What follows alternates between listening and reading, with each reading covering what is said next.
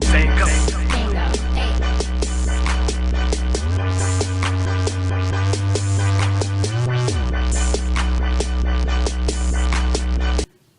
Hello everybody, this is Mr. GG here going with a deck profile for Battlin boxers. First off, I'd like to let you guys know that this is broadcasted by the Man of Steel in 2D. I watched that movie yesterday, and if you haven't watched it, real good movie. I advise everybody to go ahead and go see that. Next, we're going to just go ahead and go into the deck profile. We're going to start off with 3 Glassjaw. Glassjaw is a good Battlin boxer for the fact that whenever he's sent to the graveyard via card effect, including his own, because when he gets attacked, he destroys himself, you can go ahead and grab a Battlin boxer from your graveyard and add that to your hand. That's actually pretty key when it comes to doing the loop with yoke. But we'll get into yoke later.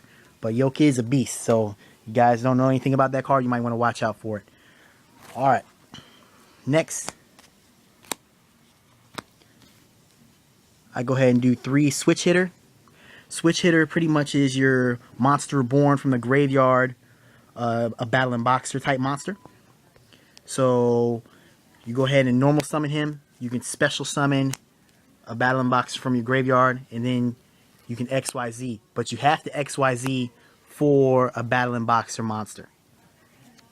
Just to give you a heads up on that. Next, you got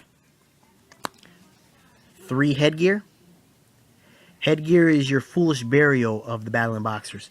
What he does is he dumps a Battlin boxer to the graveyard. That's also pretty important considering that, say you have switchhitter in the graveyard, you can go ahead and dump Battlin boxer Glassjaw. Once that happens, Glassjaw gets your switchhitter back to your hand, and on your next turn, you can make the play to summon switchhitter, which will special your Glassjaw. It's really key for this deck, and it helps the deck move fluently. Next, you have your counterpunch. Some people run 3, some people run 2. It's pretty much a player preference. I've run 3 mainly because I have a couple of techs in here that actually work towards the 3 count. But if I didn't run these techs, I'd probably run 2. But we'll get into the techs later. But pretty much, people say that it's like a colute. I agree and I disagree with that. Colute, I believe you can use more than once. This guy you can only use once per turn. And he only gives you 1,000 boost. And he has 0 attack. That's very important for my tech later, one of my techs. But, yeah. What you do is you banish this from the graveyard or from your hand. And that monster that's a Battlin boxer gains 1,000 attack. So, yeah. I run 2 Sparer. Sparer, if you have a Battlin boxer, you can special summon him from your hand. But you cannot conduct your battle phase. But it's also good to play with the yoke plays.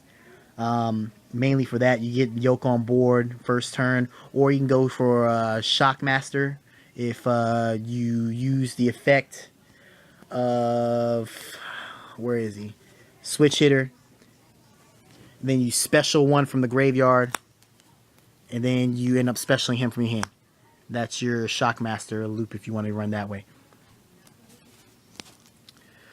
Alright, I run 2 maxx.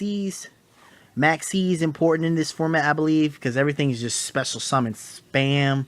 So, yeah, windups are still in play a little bit, not as much, but they still special summon out the ass. Dragons are getting really big. They special summon 2-3 times a turn. Yeah, it's a hard matchup, but then again, once you get yoke on the field, it's it depends on there's different scenarios and stuff like that. Alright, one of my techs of the day. I'm using one of those dragons, matter of fact, Blaster. I need to get another one, as you see. But Blaster, you discard him and another fire monster, you get to blow up a card. So, reason why I run 3 is I like to use him as my outlet for the discard. And then after that, I would remove counterpunch from the graveyard and add 1,000 attack to my monster after I blow up a back row. So yeah, it's good, and yeah, there's no complaints on the blaster play for me. All right, on to the spells. First off, the Holy Trinity. It's pretty much standard. Next, double pot for consistency. Triple MST because I hate back row.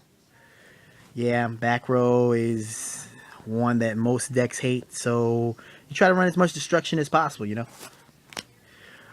One reinforcements of the army for a search. Pretty much is mainly warriors in this deck, so yeah. Forbidden Lance. Forbidden Lance is pretty much key with this deck because Yoke, he's one of your main XYZs that you're going to end up using. I keep talking about him. We're going to get to him. But Yoke hates, he hates Compulse, and he hates Dimensional Prison. So other than that, he usually gets around most things. So yeah, I've been swapping between 2 and 3. I'll show you one of my techs that I'm getting ready to get up to. Foolish Burial. Some people ask why I run Foolish Burial, considering that I run the headgears at 3. The faster you can get your combo going, the faster you can go ahead and loop. Because another thing with Yoke, once you know what, I'll just explain it to him when I get to him. And my tech, one of my other techs, Creature Swap. Creature Swap is another reason why I run 3 counter punches. The fact that he has 0 attack, you can go for max damage. So you go ahead and summon and counter punch, Creature Swap with your opponent, and then you already have some other stuff on board that's pretty much a good chunk of damage. Yeah, going into the traps. 2 torrential, 2 fiendish, a warning, judgement, 2 bottomless, and 1 compulsory. Deck's pretty standard. It's been working out for me really well. I'm going to take this to a couple of my locals and see how it does. But I've been pretty much just DNing it most of the time, and it's been doing pretty well. But now on to the extra deck. 3 yoke. Now this guy is a boss. You know, his effect is if a battling boxer monster you control would be destroyed by battle or by card effect, you can detach 1 XYZ from this card instead of destroying one of those monsters. When an XYZ material is detached from this card gains 800 attack. So, usually the combo that's with this card is people would summon a switchhitter, you'd special a Glassjaw, and then you would overlay. Make Yoke. Alright, Yoke is immune to things like Dark Hole, Torrential Tribute. That's why those things are good in this deck. Because you would go ahead and you can torrential your own field. Then you throw the switchhitter in the graveyard. Next turn, you do something like Dark Hole, and Glassjaw goes to the graveyard via Lead Yoke's effect. So you go ahead and grab a switchhitter back to your hand because Glassjaw's effect, and then you go ahead and do it again. Every time this guy loses a material, he gains 800 attack. His attack is already 2200. There ain't many monsters in the game that can deal with a 3K beater, let alone a 3800 beater. So yeah, Yoke is a beast. You protect Yoke, you pretty much win the game. Next, run 1 lavalval chain. He helps sets up the graveyard. I don't really use his other effect to put 1 card on top of the deck, but yeah, you can do that too. Next, 1 maestroke, 1 diamond dyer, 1 abyss dweller, gagaga cowboy, 1 blackship, 1 blade armor ninja. Everything's pretty much warrior in here, so yeah, you know you can go for the blade armor Excalibur plays.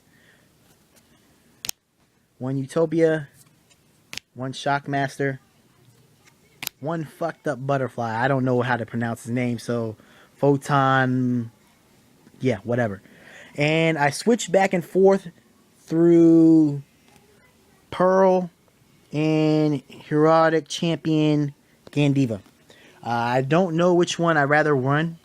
When it comes to the matchup of, let's say, Evil Swarms, this guy gets over the big 25-50. You can't special summon level 5 or higher monsters. But this guy, he lets you negate level 4 summons to get to that point. So, I've always had a so-so about these guys. But, yeah, give me your opinions on that. And this is Mr. GG signing off. Thank you for listening to the deck profile. You know, rate, comment, subscribe. I'm always good to opinions, and yeah, I'm always good to get for improvements. So, thanks.